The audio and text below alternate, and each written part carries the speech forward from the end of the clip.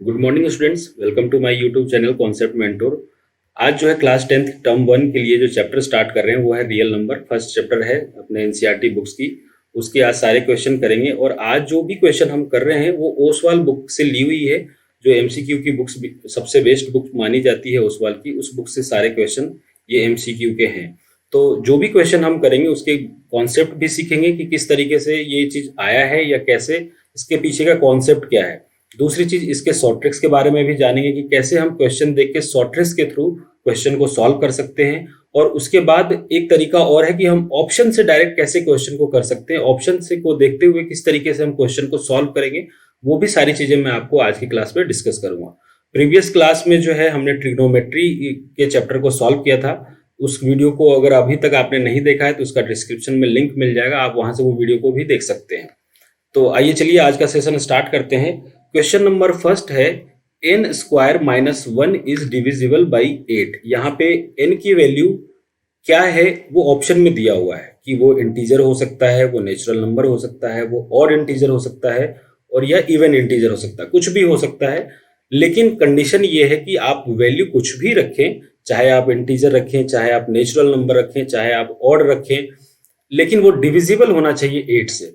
तो हम ऐसे क्वेश्चन को करने के लिए बहुत सारे तरीके हैं, लेकिन हमें इन्हीं 4 ऑप्शन पे कंसंट्रेट करना है कि हमारा जो आंसर है वो इन्हीं चारों में से किसी पे होगा।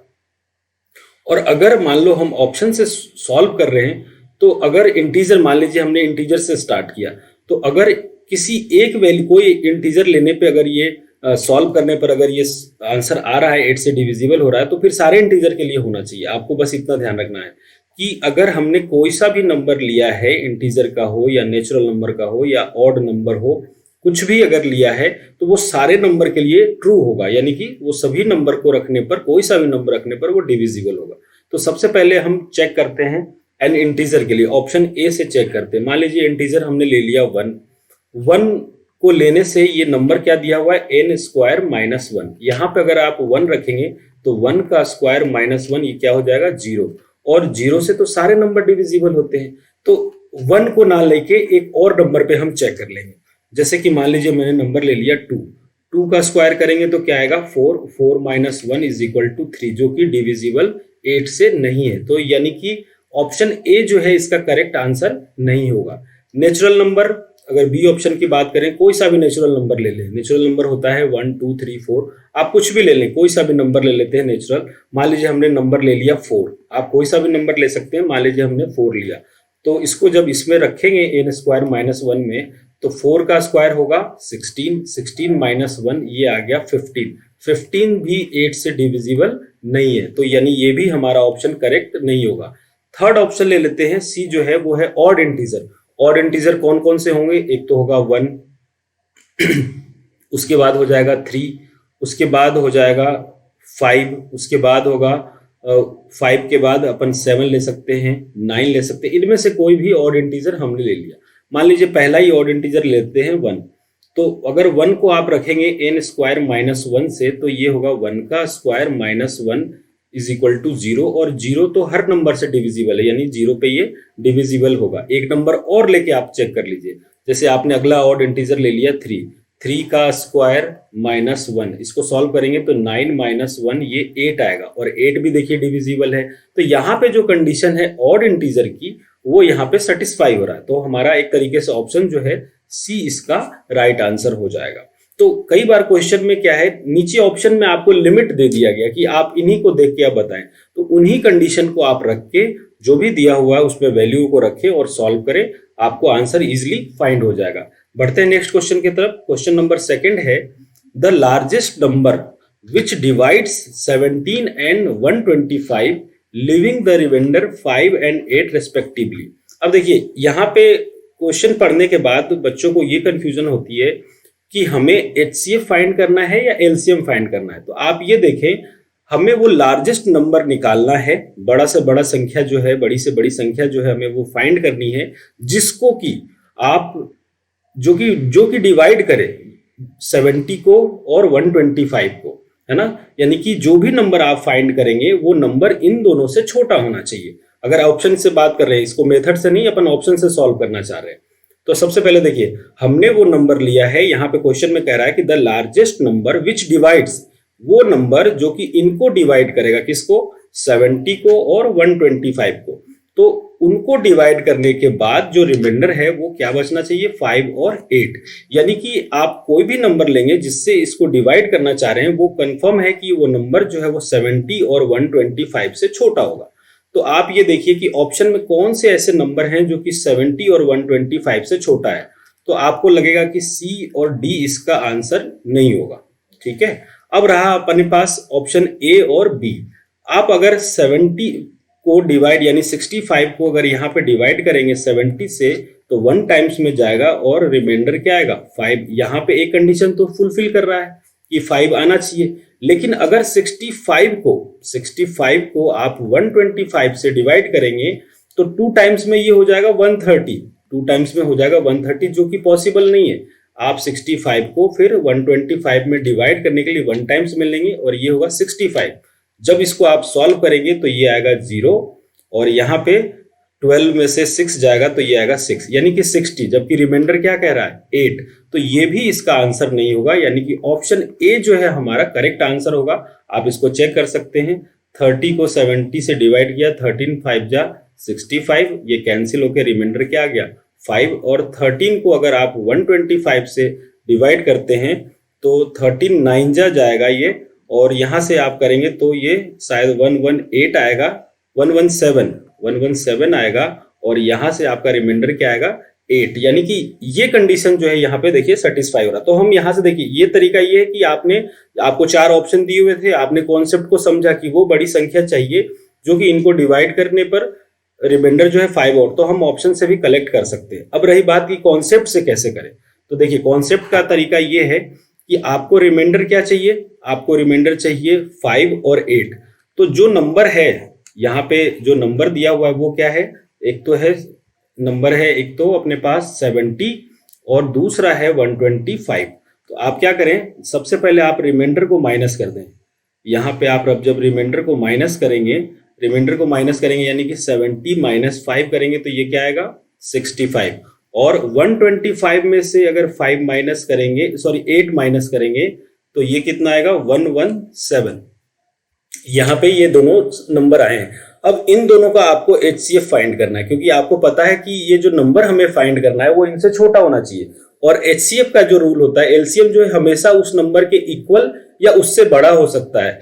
और HCF का ये रूल है कि HCF जो है हमेशा उस नंबर के बराबर या उससे छोटा होगा, बड़ा नहीं हो सकता। तो हमने यहाँ पे HCF फाइंड किया है। इन दोनों का HCF फाइंड करेंगे। अगर 65 को आप फैक्टराइज करेंगे तो ये आएगा 5 × 13, और अगर 117 को आप फैक्टराइज करेंगे तो ये आएगा, 117 को आप देखिए इस तरीके से फैक्टराइज करेंगे आप यहाँ से 3 टाइम्स में, तो 3 3 जा 9 और 3 9 जा 27, फिर वापस 3 से करेंगे तो ये आएगा 13। यानी कि यहाँ पे जो फैक्टराइज करने पर आया 3 × 3 × 13।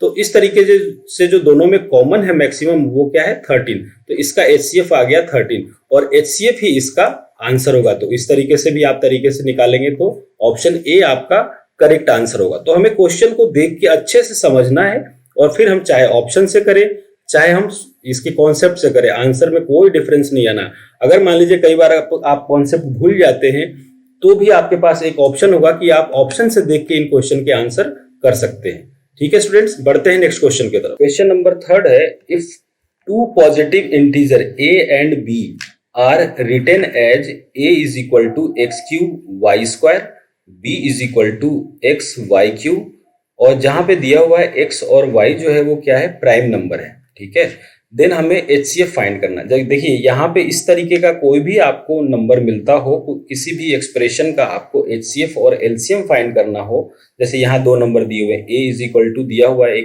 x क्यूब और y स्क्वायर, और b जो दिया हुआ है वो है x y क्यूब, और आपको इसका क्या फाइंड करना है, HCF। अब आप ध्यान से समझे इसको, जब भी हमें HCF फाइंड करना है तो HCF फाइंड करने का डायरेक्ट लिखेंगे अपन, यहाँ पे डायरेक्ट आंसर लिखेंगे।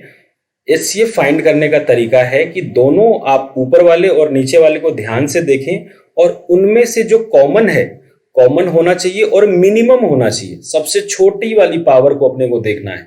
तो तो देखिए आप यहाँ पे देखेंगे तो आपको x में सबसे छोटी पावर कौन सी दिखेगी, जो दोनों में कॉमन होना चाहिए। मैं एक एग्जांपल लेके और आपकी कंफ्यूजन को दूर करूंगा कि जैसे मान लीजिए यहाँ पे सबसे छोटा पावर x में तो x है और y में सबसे छोटा पावर y स्क्वायर है, तो ये इसका HCF हो जाएगा, यानी कि ऑप्शन बी इसका राइट आंसर हो जाएगा। मान लीजिए ऐसा होता कि a is equal to x q y square और z और b इज इक्वल टू होता एक्स वाई क्यू, तब आप जब इसका HCF फाइंड करते तो देखिए सबसे पहले मैं ये कह रहा हूं हमें मिनिमम पावर लेना है, लेकिन सारे वेरिएबल दोनों में प्रेजेंट होने चाहिए। तो यहां जो है वो z b में मौजूद नहीं है तो हम z को नहीं लेंगे और फिर भी हमारा HCF जो होगा वो क्या होगा, x। यहाँ पे देखिए मिनिमम कौन सा है, x में x ही है और y में जो मिनिमम है वो y स्क्वायर है, तो यहाँ पे भी HCF क्या होगा, x y स्क्वायर। तो ये आपको ध्यान से समझना है कि मिनिमम और मैक्सिमम का कॉन्सेप्ट तो यूज करेंगे, लेकिन हमें वेरिएबल का भी ध्यान रखना है। एलसीएम में ये चीज दूसरा होता है जो अपन नेक्स्ट आगे के क्वेश्चन में करेंगे। आपको एलसीएम में थोड़ा सा अलग है, लेकिन एचसीएफ में जो भी वेरिएबल है, चाहे एक्स हो, चाहे वाई हो, चाहे जेड हो, चाहे पी हो, कुछ भी हो, वो सभी में मौजूद होना चाहिए और मिनिमम वाला लेना है आपको। मिनिमम जो कॉमन है उनमें से आप लेके डायरेक्ट आंसर को लिख सकते हैं। तो ऑप्शन बी इसका राइट आंसर हो जाएगा। नेक्स्ट क्वेश्चन है, देखिए यहां पे दिया हुआ है, इस क्वेश्चन को भी अपन डायरेक्ट ऑप्शन से करेंगे। यहां पे दिया हुआ है कि एचसीएफ ऑफ 65 एंड 117 को एक्सप्रेस किया है इन्होंने। मतलब जब यूक्लिड डिवीजन हमने पढ़ा था तो उसमें किसी एचसीएफ एलसीएम को निकालने के बहुत सारे तरीके होते थे, बट हमें उतना सारा चीज देखना नहीं है, हमें डायरेक्ट ऑप्शन से इसका आंसर करना है। इसका जो एचसीएफ है उन्होंने एक्सप्रेस कैसे किया है, 65m माइनस 117, इस तरीके से इन्होंने इसको डिफाइन करा हुआ है। आपसे m की वैल्यू पूछी जा रही है, तो आप ये खुद सोचें, m की वैल्यू तो इन्होंने आंसर के रूप में दिया हुआ है 4 1 2 3, ये तो आपको आंसर दिया हुआ है। अब आप ये देखें कि इनका एचसीएफ क्या होगा। सबसे पहली चीज तो है कि इसका एचसीएफ क्या होगा। अगर आप 65 को फैक्टराइज करेंगे तो ये आएगा, शायद इसको आप फैक्टराइज करेंगे तो ये आएगा 5 into 13, है ना। इसको आप फैक्टराइज करेंगे तो ये आएगा 5 into 13, और जब 117 को आप फैक्टराइज करेंगे तो ये आएगा 3 into 3 into 13। तो इन दोनों का जो एचसीएफ आप कॉमन देखेंगे तो एचसीएफ क्या है, एचसीएफ है 13। आपका एचसीएफ क्या आ गया, 13। अब आप ये सोचें कि इस एक्सप्रेशन में m की वैल्यू को जब पुट करेंगे, इसमें जो भी आप रखें, चाहे 4 रखें, चाहे 2 रखें, चाहे 3 रखें, कुछ भी रखें, m की वैल्यू पुट करने के बाद ये पूरा जब सॉल्व होगा तो सॉल्व होने के बाद हमारा जो आंसर है वो 13 आना चाहिए। अब आप ऑप्शन में रख के देख लीजिए। जैसे मान लीजिए हमने ऑप्शन बी रखा, जहां तक कि मुझे अंदाजा है कि बी होगा, तो 65 को जब आप मल्टीप्लाई करेंगे किससे, 2 से, क्योंकि m की जगह पे हमने 2 रखा है, माइनस 117 करेंगे तो ये देखिए ये मल्टीप्लाई होके हो जाएगा, यहाँ पे वो हो जाएगा 130 माइनस 117। जब आप इसको सब्सट्रैक्ट करेंगे तो इसका आंसर क्या होगा, 13। तो ऑप्शन बी इस तरीके से राइट आंसर होगा। और हम डायरेक्ट इसको जो ऑप्शन दिया हुआ उस कंसेप्ट पे भी इस तरीके के क्वेश्चन को अपन सॉल्व, हमें क्या टाइम सेव करना है। आप क्वेश्चन को करिए, कॉन्सेप्ट से भी करिए, शॉर्ट ट्रिक से भी करिए, लेकिन टाइम सेव होना, ताकि हम और क्वेश्चन पे जो कॉम्प्लिकेटेड क्वेश्चन हो जिसपे हम थोड़ा टाइम देके उनको सॉल्व कर सके। तो यहाँ पे जो आंसर होगा वो 13, यानी कि m की जो वैल्यू होगी वो 2 होगा, यहाँ पे जो ऑप्शन बी है। बढ़ते हैं नेक्स्ट क्वेश्चन की तरफ। देखिए यहाँ पे क्वेश्चन दिया हुआ है, लास्ट क्वेश्चन जो हमने किया था वो एचसीएफ पे बेस्ड था, ये वाला क्वेश्चन एलसीएम पे है। नंबर दिया हुआ है, एक वेरिएबल है p is equal to a b square और दूसरा है q is equal to a q b, है ना। ये दिया हुआ है p is equal to a b square और q is equal to a q b, और हम ये दोनों प्राइम नंबर है, a और b जो है वो प्राइम नंबर है। आपको एलसीएम फाइंड करना। तो देखिए एलसीएम का क्या तरीका है, आपको इसमें ये नहीं देखना कि कौन सा किसमें कॉमन है या नहीं, यानी कि जरूरी नहीं है ए और बी सब में मौजूद हो, मे बी ए इसमें हो। एक एग्जांपल और लेके मैं इसको अच्छे से क्लियर कर दूंगा। सबसे पहले इस क्वेश्चन को देखिए कि यहाँ पे जो वेरिएबल दिया हुआ है p, उसमें जो नंबर है ए बी स्क्वायर और q जो दिया उसमें नंबर है ए क्यू बी।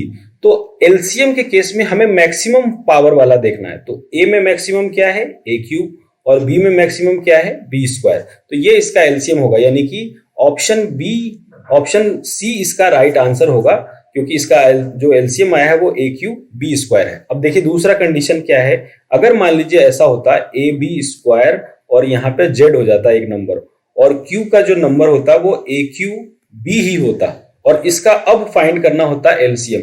तब हमें क्या करना है, मैक्सिमम पावर तो देखना ही देखना है, उसके अलावा सारे वेरिएबल आ जाने चाहिए। जैसे एलसीएम हमने निकाला, तो इसका एलसीएम अभी आपने निकाला था AQB स्क्वायर, लेकिन Z जो है भले इसमें नहीं हो, लेकिन इसको भी हमें यहाँ पे शामिल करना पड़ेगा।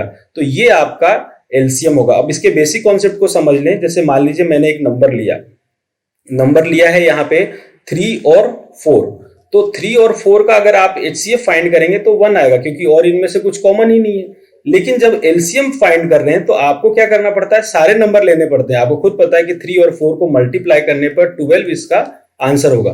तो एलसीएम का जो कॉन्सेप्ट है वो इसके कॉमन के साथ आपको लेना पड़ेगा। तो इस तरीके से ऑप्शन सी जो है इसका राइट आंसर हो जाएगा। आइए बढ़ते हैं नेक्स्ट क्वेश्चन की तरफ। क्वेश्चन नंबर 6 है, द लीस्ट नंबर, सबसे छोटा नंबर बताना है, that is divisible by all the numbers from 1 to 10। अब देखिए इस क्वेश्चन को भी हम डायरेक्ट ऑप्शन से कर सकते हैं, क्योंकि आंसर हमें यहाँ पे गिवन है। हमें वो नंबर फाइंड करना है जिसको कि 1 to 10 तक सारे नंबर, 1 to 10 तक कौन कौन से नंबर हो जाएंगे, एक तो 1 2 3 4 5 6 7 8 9 और 10, इन सब से वो नंबर डिविजिबल होना चाहिए। यानी कि जो नंबर डिविजिबल है वो हमारे आंसर में है, तो क्यों ना हम डायरेक्ट चेक कर लिया जाए। अगर 10 की बात करें तो 10 जो है वो 3 से डिविजिबल नहीं है, तो वैसे ही ये गलत हो गया, ये ऑप्शन अपन लेंगे ही नहीं। 100 भी 3 से नहीं है, ये भी नहीं होगा। अब अगर बात करते हैं 504 और 2520 को, तो आप ये खुद सोचें, ये 3 से तो डिविजिबल है, लेकिन ये नंबर खुद 10 से डिविजिबल नहीं है, ये भी हट गया। अब ये नंबर जो है वो वैसे तो बचा यही है, तो यही हमारा आंसर होना चाहिए, बट ये नंबर जो है वो सभी से डिविजिबल होना चाहिए। सभी से का मतलब 1 2 3 4 5 6 7 सबसे डिविजिबल होना चाहिए। आप करेंगे तो ये आएगा भी। अगर मान लीजिए चेक करना चाहें तो आप एक एक नंबर को आप जब सॉल्व करेंगे, जैसे ये आपको पता है कि ये 1 से तो होगा ही, 2 से होगा क्योंकि ये इवन नंबर पे 0 है, 3 से इसलिए होगा क्योंकि इनको काउंट करने पर 2 5 2 7 और 2 9 हो रहा है, तो इसका सम जो है वो 3 के टेबल में है, तो 3 से भी होगा। 4 का डिविजिबिलिटी का रूल ये है कि लास्ट के 2 डिजिट यानी कि 20 जो है वो 4 से डिविजिबल है, इसलिए ये 4 से भी होगा। 4 से डिविजिबल होगा क्योंकि ये 20 है। अब देखिए 5 का है कि लास्ट में 0 या 5 हो, तो ये 5 से भी डिविजिबल है। 6 का ये होता है कि जो नंबर 2 और 3 से है वो 6 से भी होगा, तो 6 से भी है। 7 से आप डिवाइड करके देख सकते हैं 2 5 2 0, देखिए 7 से डिवाइड करेंगे तो 7 3 जा 21, ये आया 4, ये हुआ 2, 7 6 जा 42 और ये 0, तो देखिए ये 7 से भी है। 8 का ये होता है कि लास्ट के 3 डिजिट को आप चेक कर लीजिए, 8 से ये डिविजिबल है, तो 8 से भी है। 9 का है कि जो 3 से हो रहा है वो 9 से भी होगा। 10 से ये ऑलरेडी है, तो यहाँ पे ये पता चल रहा है कि आपको डायरेक्ट देख के बता सकते हैं कि डी ऑप्शन इसका राइट आंसर। ये तो हुआ शॉर्ट तरीका जो है मैंने आपको बताया। अब इसका जो कॉन्सेप्ट है कि आप इस पूरे नंबर का एलसीएम फाइंड करें।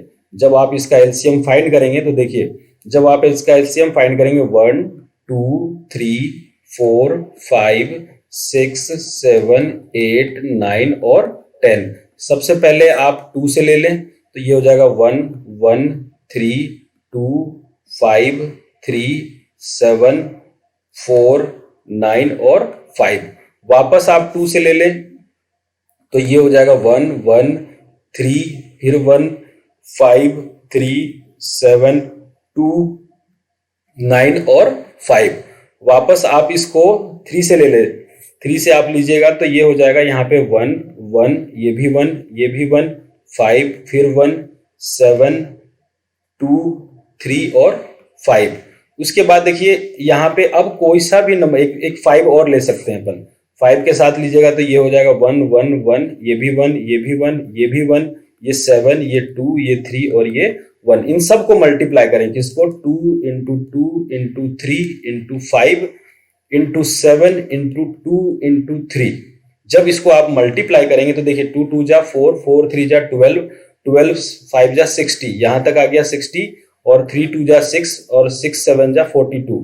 जब आप इसको इससे मल्टीप्लाई करेंगे तो क्या आएगा 2520 इसका आंसर। तो ये कॉन्सेप्ट से आपका हो गया। तो आप जैसे चाहे क्वेश्चन को पढ़ने के बाद खुद आपको आइडिया लग जाएगा कि क्या मैं इसको ऑप्शन से कर सकता हूं आपको लगता है कि हाँ ये जो कंडीशन दिया हुआ हमें ऑप्शन से करना डायरेक्टली बहुत सही रहेगा, तो आप उससे उसको सॉल्व करें।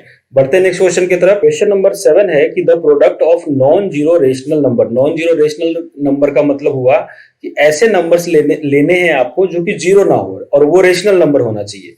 एंड इरेशनल नंबर, एक तो आपको लेना है रेशनल नंबर और एक लेना है इरेशनल नंबर, और इन दोनों का प्रोडक्ट यानी मल्टीप्लीकेशन क्या होगा।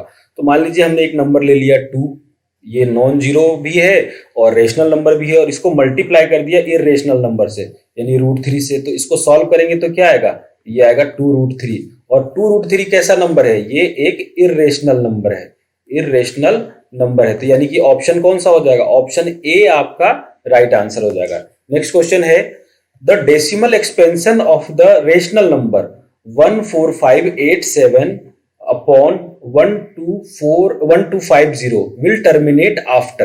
अब देखिए सबसे पहले अगर इस तरीके का, यानी कि इसका मतलब ये है कि ये टर्मिनेट तो कर रहा है। आपको देखिए, आपको ये नहीं करना कि न्यूमरेटर को भी फैक्टर निकालें। अगर ये चीज कहता कि क्या ये टर्मिनेट कर रहा है या नहीं कर रहा, तो हमें इसको शॉर्टेस्ट फॉर्म में लाना पड़ता। शॉर्टेस्ट फॉर्म में लाने के लिए फिर न्यूमरेटर को भी फैक्टराइज करना पड़ता और डिनोमिनेटर को भी। लेकिन यहाँ पे क्वेश्चन में कह रहा है कि ये टर्मिनेट तो कर रहा है, ये टर्मिनेट कर रहा है। तो अगर टर्मिनेट कर रहा है तो फिर आपको न्यूमरेटर को फैक्टराइज करने की जरूरत नहीं है, आप डायरेक्ट डिनोमिनेटर को फैक्टराइज करें। तो 1250 को जब आप फैक्टराइज करेंगे तो क्या होगा, 2 से 2 6 जा, 2 2 जा 4 और यहाँ 1 आएगा तो ये आ जाएगा 625। फिर जब आप इसको करेंगे तो 5 होगा, 5 से करेंगे तो ये होगा 125, वापस 5 से करेंगे तो ये आएगा 25 और वापस फिर आप 5 से करेंगे तो ये आएगा 5 और 5 से वापस करेंगे तो ये आएगा 1। यानी कि 1250 का जो फैक्टराइजेशन हुआ वो क्या आ गया, 2 × 5 की पावर 4। अब आपको वैसे बहुत सारे मेथड हैं निकालने के, लेकिन अगर आपको पता करना है डायरेक्टली कि कितने नंबर के बाद या कितने डेसिमल प्लेसेस के बाद ये टर्मिनेट हो रहा है, तो चाहे तो आप 2 का पावर देखें या 5 का पावर देखें, कोई फर्क नहीं पड़ेगा। सबसे ज्यादा जिसकी पावर होगी या 2 की हो जाए या 5 की हो जाए, वही आपका आंसर होगा। तो देखिए यहाँ पे सबसे बड़ी पावर किसकी है, 5 की, और पावर कितनी है 4। तो 4 डेसिमल प्लेसेस के बाद ये नंबर टर्मिनेट हो जाएगा। तो ऑप्शन डी जो है आपका राइट आंसर है, ऑप्शन डी जो है यहाँ पे इसका करेक्ट आंसर हो जाएगा। बढ़ते नेक्स्ट क्वेश्चन की तरफ। ये सिंपल सा क्वेश्चन है, आपको बताना है कि ये नंबर क्या है। तो ये एक इरेशनल नंबर है, आपने बहुत सारी चीजें पढ़ी है, उसके हिसाब से आपको ये पता होगा कि 1/√2 जो है एक रेशनल नहीं, ये इरेशनल नंबर है। क्वेश्चन नंबर 10 है, सिमिलर सा ये भी क्वेश्चन है कि जब किसी रेशनल नंबर को आप इरेशनल नंबर से ऐड करेंगे तो ये क्या होगा, इसका रिजल्ट जो है वो इरेशनल होगा। यानी कि जब आप 3 को √5 से ऐड करेंगे, 3 जो है रेशनल नंबर है, √5 जो है वो इरेशनल नंबर है, दोनों को ऐड करने पे जो रिजल्ट आएगा वो इरेशनल नंबर होगा। ऑप्शन सी इसका राइट आंसर होगा। नेक्स्ट क्वेश्चन है 11, द नंबर 1.732। अब देखिए यहाँ पे पूछा जा रहा है कि ये जो नंबर है वो रेशनल है, इरेशनल है, इंटीजर है, होल नंबर है। तो देखिए डेसिमल में है और ये बिल्कुल टर्मिनेट कर गया है। हमने ये पढ़ा है कि जब भी किसी p/q के फॉर्म में कोई नंबर होता है उसको आप डिवाइड करते हैं और वो इजिली टर्मिनेट हो जाए, तो इजिली टर्मिनेट हो जाने का मतलब है कि वो एक रेशनल नंबर है ना। और अगर टर्मिनेट नहीं कर रहा हो और वो रिपीटेड होता जा रहा है तो भी वो रेशनल नंबर है। तो इसके कॉन्सेप्ट के बारे में आगे भी क्वेश्चन में बात करेंगे। लेकिन अगर ये इजिली टर्मिनेट हो जाता है डेसिमल प्लेसेस के बाद, चाहे 2 डेसिमल प्लेसेस के बाद या 3 डेसिमल प्लेसेस के बाद, तो हम ये मानेंगे कि वो गिवन नंबर जो है वो कंप्लीटली डिविजिबल है, आराम से टर्मिनेट हो रहा है और वो नंबर जो है वो एक रेशनल नंबर होगा। तो यहाँ पे ऑप्शन बी इसका राइट आंसर हो जाएगा। नेक्स्ट क्वेश्चन है, देखिए यहाँ पे दिया हुआ पैटर्न को आप ढंग से देखें। यहाँ पे दिया हुआ 2.1311, फिर 311, फिर 3 4 टाइम्स 1, फिर आगे इस तरीके से। और यहाँ पे डॉटेड साइन का ये पता चल रहा है कि ये टर्मिनेट नहीं कर रहा है, इसी तरीके से चलता जा रहा है। दूसरी चीज, ये रिपीट भी नहीं कर रहा है, कोई ऐसा कॉमन सा पैटर्न नहीं बन रहा। अगर हम ये देखें कि ये 131 हो रहा है, ये भी 131 हो रहा है। आपको यहाँ पे दोबारा मैं बता देता हूँ, आप यहाँ से देखिए कि मान लीजिए ये आप माने कि ये 131 हो रहा है, फिर यहाँ से 131 हो रहा है, लेकिन अब अगली बार 131 नहीं हुआ। तो यानी कि ये पैटर्न जो है रिपीटेड नहीं है और ना ही टर्मिनेट कर रहा है। तो नॉन रिपीटेड और नॉन टर्मिनेटिंग, ये जो कॉन्सेप्ट होता है वो किसका होता है? इर्रेशनल नंबर का। तो यानी गिवन जो नंबर है वो एक इर्रेशनल नंबर है। क्वेश्चन नंबर 13 है, which of the following rational number is expressible as terminating decimal. आपको यहां पे ये पता करना है कि कौन सा डेसिमल नंबर जो है वो टर्मिनेटिंग डेसिमल होगा। अब इसका कॉन्सेप्ट आप ढंग से समझ लें। टर्मिनेटिंग और नॉन टर्मिनेटिंग का ये था कि मान लीजिए कोई नंबर है p बाई क्यू के फॉर्म में, है ना, आप इसको भी फैक्टराइज कर लीजिए। आप मान लीजिए आपने फैक्टराइज किया तो ये आया 2 की पावर 3, 3 की पावर 2 और 5 की पावर 7, और 7 एक नंबर है कुछ ऐसा आया है। डिनोमिनेटर को आपने फैक्टराइज किया तो डिनोमिनेटर को फैक्टराइज किया तो ये आया 2 की पावर 3, 5 की पावर 4, और एक नंबर आ गया 3 और एक नंबर आ गया मान लीजिए 7। तो देखिए यहां पे हमने फैक्टराइज इसलिए किया है ताकि कुछ नीचे के जो अनवांटेड टर्म्स हैं जो हमें नहीं चाहिए वो शायद कैंसिल हो जाए। तो देखिए एक 3 यहां से कैंसिल हो रहा है, ये 7 इससे कैंसिल हो रहा है। तो अब जो नंबर बचा वो हमारे पास क्या बचा? 2 की पावर 3, 5 की पावर 7 इंटू 3, और अपॉन नीचे जो बचा है वो 2 की पावर 3 और 5 की पावर 4। यानी नीचे जो हमारा जो नंबर बचा है वो किस फॉर्म में है? 2 की पावर m और 5 की पावर n। यही सिर्फ बचना चाहिए, इसके अलावा कोई भी टर्म नहीं होना चाहिए। इसके अलावा हमारे पास कोई सा भी टर्म देखने को नहीं मिलना चाहिए। तो और अगर मान लीजिए कुछ है, मान लीजिए कभी 3 आ गया, कभी 7 आ गया, कभी 11 आ गया, तो आप ऊपर वाले को भी फैक्टराइज करें, क्या पता वो उससे कैंसिल हो जाए। और अगर नहीं कैंसिल हो रहा है तो फिर वो नॉन टर्मिनेटिंग हो जाएगा। तो यहां पे हमें दिख रहा है कि ये जो नंबर है वो एब्सोल्यूट जो है कंडीशन किसका है? 2 की पावर 5 और 2 की पावर m और 5 की पावर n, और ये कंडीशन जो होता है वो टर्मिनेटिंग का होता है। तो आपको ये चीज समझ में आ रहा होगा। तो अपन ऑप्शन ए की बात करते हैं। देखिए ऑप्शन ए में दिया हुआ है 2027 अपॉन 625, ठीक है। अब ऊपर वाले को आप ऐड करेंगे तो 7 2 9 9 2 11, ये नहीं जा रहा 3 से, और ना ही मुझे लग रहा है कि ये और किसी नंबर से ये जाएगा। आप सीधा इसको नीचे वाले को फैक्टराइज करिए तो 2027 और नीचे 625 को लिख सकते हैं 5 की पावर 4।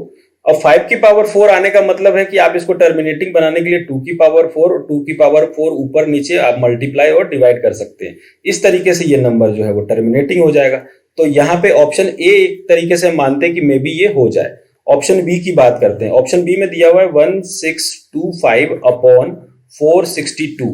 आप ऊपर वाले को फैक्टराइज करेंगे तो वो बिल्कुल फैक्टराइज होगा। सबसे पहले आप नीचे वाले को करिए, नीचे वाले को करिएगा तो 462 को आप फैक्टराइज करेंगे 2 से, तो 2 टाइम्स 3 टाइम्स 1 टाइम्स, और 2 3 1 जो है यहाँ पे अब जो है ये किसी से नहीं जाना, मेरे ख्याल से ये किसी से भी डिविजिबल नहीं होगा। तो और अगर देख लें, अगर मान लीजिए आप देखते हैं इसको 11 से ये जाएगा, हाँ ये 11 से जा सकता है।